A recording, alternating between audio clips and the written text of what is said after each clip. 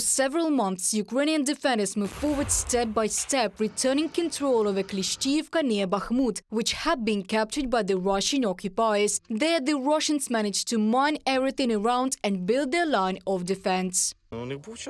They had time to prepare there, to mask the holes. They camouflage well and dig well. They make big holes. And the basements in Klishchiivka were also good. Not only some cellars there were good basements right under the houses. Intelligence officers say that often the Russians simply ran out in large groups to attack, thus trying to reach fortified Ukrainian positions. All this was reminiscent of combat during World War II. So they were running regardless of the mines?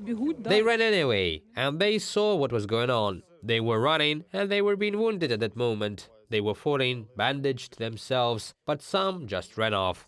So the Russian occupiers tried to regain their positions in a strategically important settlement, from the height of which the entire view of Bakhmut opens. They are still trying to gain a foothold there again. Therefore, the intelligence officers say there is still a lot of work ahead.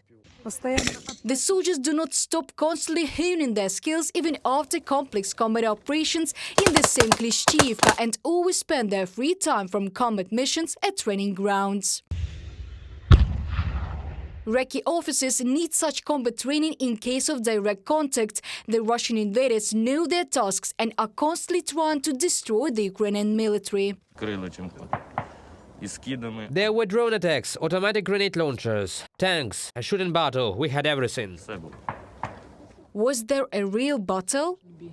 Yes. The presence of reconnaissance groups in the combat zone should not be noticed by the enemy. To jam Russian attack drones, reconnaissance officers use anti-drone systems, creating an air defense dome above themselves. To enter quietly and leave quietly, this is our job, without any unnecessary noise. But don't you come in very close to the enemy? Yes, we enter the gray zone between our positions and the enemies, but we have not been discovered yet. Ukrainian defense forces announced the liberation of Klishchiivka on September the 17th. The village was a real battlefield for several months. After heavy losses, Putin's troops were forced to flee, leaving only ruins of the settlement.